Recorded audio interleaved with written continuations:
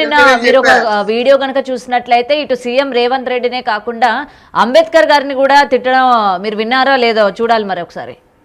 అంబేద్కర్ గారిని తిట్టడం కూడా విన్నా. అంబేద్కర్ గారిని తిడతాడు, సీఎం గారిని తిడతాడు, వాడి ఇష్టం వచ్చినట్టు చేస్తాడు. వాడి ఉద్దేశం ఏంటంటే నేను అఘోర బట్టల్లో ఉన్నా, నన్నెవ్వరూ ఏం చెయ్యలేరు. ఒరే, నీకు అఘోర ఇచ్చిన నీ గురువు ఎవడో రమ్మనరా. నేను అంతకు ముందు కూడా చెప్పా, నీకు గురువు లేడు, ఏమీ లేడు. నువ్వు చేసే దొంగ పనుల గురించి చెప్పా 7 నెలల క్రితం, ఇప్పుడు కాదు. అమ్మాయిల్ని ఎలా మోసం చేశావో చెప్పా 7 నెలల క్రితం. నీ అంగాన్ని తీయించుకుని ఎలా తీయించుకున్నావో చెప్పా 2 నెలల క్రితం. నీ కథ అంతా తెలుసు, నీ స్టోరీ అంతా తెలుసు. సిగ్గు లేకుండా ఇష్టం వచ్చినట్టు దున్నపోతు తిరిగినట్టు తిరుగుతున్నావే. అసలు నిన్ను కాదురా అనాల్సింది. ఇన్ని నెలల పాటు పోలీసు వారు నీ గురించి యాక్షన్ తీసుకోకుండా ఉన్నారే, వాళ్ళని తప్పు పట్టాలి. ఇప్పుడు వర్షిణిని తీసుకెళ్ళావు, నువ్వు తీసుకెళ్ళావా, ఆ అమ్మాయి వచ్చిందా తర్వాత విషయం. స్పెరంతో మీరు పిల్లల్ని కంటారా? సిగ్గుందా అమ్మాయికి? అమ్మాయి కడుపు తినేది అన్నమేనా? ఇద్దరు ఏమన్నా తోడు దొంగలా? ఇద్దరు కలిసి నాటకం ఆడుతున్నారా? డబ్బుల కోసం ఏమన్నా వేషాలు వేస్తున్నారా? వాడి దగ్గర డబ్బు ఉందని వెళ్ళిందా? లేదు, మామూలుగానే వెళ్ళింది. ఏం చూసి వెళ్ళింది? నీలో ఉన్న జెన్యూనిటీ, ఆ వర్షిణి అనే దాన్ని పాపించడానికి చెప్పమనండి నాకు. ఏం జెన్యూనిటీ కనపడిందో? మీ ఇద్దరి పెళ్లి జరిగిందా? పెళ్లి చట్టబద్ధమా? ఎవరు చెప్పారు? పెళ్లిలో చదివిన మంత్రాలు పెళ్లి మంత్రాలేనా అవి? నీ చుట్టూ ఏదో 4 సాధువులుంటే వాళ్ళని చూసి మేము భయపడిపోతామా? రే, నువ్వు ఏ స్టేట్లో ఉన్నా, ఏ ప్రాంతంలో ఉన్నా అక్కడ కూడా మా మనుషులు ఉంటారు. నువ్వేదో పెద్ద తురుము కాటు అని మాట్లాడుకోబాక. నీకు ఏమీ లేదు. నా కొడుక, నిజంగా ఈ చట్ట వ్యవస్థలు కనుక లేకపోయి ఉంటే నడి రోడ్డు మీద చిటి పేర్చి నిన్ను సజీవ దహనం చేసేవాళ్ళం. నువ్వు ఆత్మార్పణ చేసుకోకర్లా. ఒకసారి అడుగు పెట్టి చూడు. ఇప్పుడు భయం వేస్తుందా?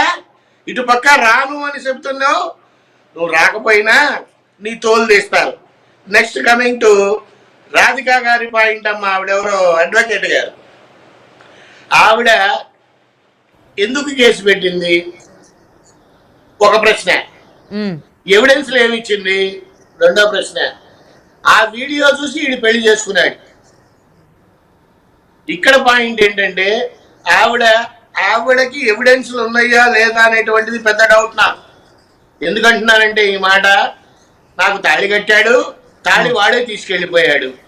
తాళి కట్టడం ఏంటి, వాడు తీసుకెళ్ళటం ఏంటి, ఈవిడ మీడియా ముందు మాట్లాడటం ఏంటి, చాటింగ్ చేసే లిస్ట్ ఉంది. అయితే ఏంటి, దానివల్ల ఏం కేసు బుక్ అవుతుంది? డబ్బులు ఇచ్చింది ఉంది. అయితే ఏంటి, దానివల్ల ఏం కేసు బుక్ అవుతుంది? చీటింగ్ కేసు బుక్ అవుతుంది. మీరు అడ్వకేటే కదా, ఆవిడ కూడా ఆ మాత్రం జ్ఞానం లేదా ఆవిడికి? జ్ఞానం లేకుండానే తాళి కట్టించేసుకుందా? ఆవిడికి కూడా ఏదో స్వార్థం ఉండబట్టే వీటితో నాటకాలు ఆడింది. కాదు గురుగారు, ఈ రోజు రాధిక కూడా కేవలం డబ్బుల కోసమే ఈ ట్రాప్ అంతా మీడియాని మళ్ళీ పక్కదో పట్టించడానికి తను కూడా ఎంటర్ అయింది అనుకోవచ్చా? మరి అయ్యుండొచ్చు. అవును అని ఖచ్చితంగా చెప్పలేను కానీ అయ్యుండొచ్చు. What ever it is. ఇక్కడ ఏదైనా కానీ ఆడపిల్లలు ఎటువైపు వెళ్తున్నారు, ఏం నేర్చుకుంటున్నారు? ఈ ఇద్దరు దరిద్రుల వల్ల, ఈ శ్రీనివాస్ గాని ఆ వర్షిణిది గాని, ఇద్దరి దరిద్రుల వల్ల సమాజంలో యువతీ యువకులకు ఏం నేర్చుకుంటున్నారు? ఇవన్నీ పక్కన పెడితే నిన్న జీటీవీలో ఒక ప్రోగ్రాం చూసా. ఆయన ఎవరో బ్రాహ్మణ పరిషత్ అధ్యక్షుడంట, మురళీకృష్ణ శర్మ. వాడికి బుద్ధి ఉందా? బుద్ధి లేదా? నగ్న పూజలు ఎలా చేస్తారు, యోని పూజలు ఎలా చేస్తారు? అఘోరా సూపరు. వాడు 2వ క్లాస్ వ్యాస్ అయ్యాడు. అసలు వీడికి అఘోరాల గురించి ఏం తెలుసు? నగ్న పూజలు యోని పూజల గురించి మీడియాలో మాట్లాడతావా? ఇలాంటి వాళ్ళని మీడియాలో కూర్చోబెడతారా?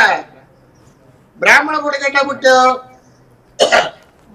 అసలు బ్రాహ్మణికి అధ్యక్షుడిగా నువ్వు ఎట్లా ఎన్నుకున్నారు? నిన్ను మాట్లాడేటప్పుడు భాష ముఖ్యం. ఏదొస్తే అది మాట్లాడేటమైనా మీడియాలో కనపడితే కాసేపు రష్మిక మందానా అంటావు, కాసేపు ఎన్టీ రామారావు అంటావు. నీకు అంతగా వాడి ఇష్టమైతే వాడి మోకాళ్ళకి దండం పెట్టుకో, మాకు అభ్యంతరంలా. పిచ్చి పిచ్చి మాటలు మీడియాల్లో మాట్లాడబాక, అర్థమైందా? ఇప్పటికైనా తల్లిదండ్రులు కృష్ణ శర్మ గురుగారు ఏదైతే మీరు కృష్ణ శర్మ ఈ విధంగా మాట్లాడాడు, ముఖ్యంగా అటు యోని పూజలని వాటి గురించి ఎక్స్ప్లెనేషన్ ఇచ్చారో, అలాగే శ్రీనివాస్ గురించి కూడా కొన్ని చెప్పడం జరిగింది. తను ఈ అమ్మాయితోని ఫిజికల్గా ఉన్నాడు, ఫిజికల్గా కలిశాడు అని చెప్పి కూడా కొన్ని మీడియా ముఖంగా కూడా చెప్పడం జరిగింది. వీటిని మీరు సమర్థిస్తారా తను చెప్పిన మాటల్ని? అమ్మ, వాడికి అంగం లేనప్పుడు ఫిజికల్ గా ఎలా కలుస్తాడు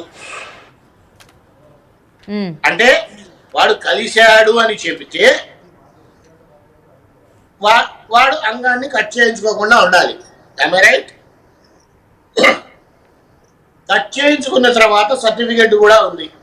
ఇక్కడ ఇంకా గొప్ప విషయం ఏంటంటే, వాడి ఆధార్ కార్డు ఉంటే ప్లే చేయండి. ఎందుకన్నానంటే ఈ మాట, వాడు సర్జరీ చేయించుకుంది 2024లో. ఓకే. వాడి ఆధార్ కార్డులో ఫిమేల్ అని రాసింది. అంటే 2024లోనే ఆధార్ కార్డు తీసుకున్నావా నువ్వు? ఎలా మోసం చేస్తావు జనాన్ని? ఆధార్ కార్డు ఇచ్చిన వాళ్ళు ఎలా ఇచ్చారు నీకు? సరే, అంతకు ముందే ఆధార్ కార్డు ఉంటే శివ, విష్ణు, బ్రహ్మ, అల్లూరి అంటే శివుడికి, బ్రహ్మకి, విష్ణువుకి నీ ఇంటి పేరుతో ఏంట్రా సంబంధం? గాలిముండా కొడక, నువ్వు అఘోర దీక్ష తీసుకున్నావా? నీకు అఘోర మంత్రాలు వచ్చా? ఒక్క మంత్రం రాదు నీకు. ఓపెన్ ఛాలెంజ్, శుక్లాంబరదనం విష్ణు చెప్పు. ఏమీ రాదు. జీరో నాలెడ్జ్ వాడికి. వాడిని మీరంతా కలిసి హైప్ చేశారు. ఏకు మేకై కూర్చున్నాడు. ఇప్పుడు ఈ మేకుని భూమిలో తెక్కుకొట్టాలి.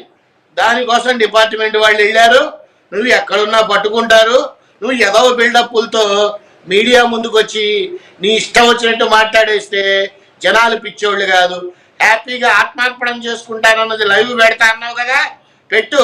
హ్యాపీగా చూసి సంతోషిస్తాం. మా అందరికన్నా సంతోషపడేది అవి దిక్కుమాలం ఉండా కొడక నీ తల్లిదండ్రులే. ఇలాంటి దరిద్రుడి కన్నా నేను దరిద్రం వదిలిపోయింది అనుకుంటారు. గురుగారు ఇంకొక విషయం కూడా తను చెప్పడం జరుగుతుంది శ్రీనివాస్, ఆత్మార్పణ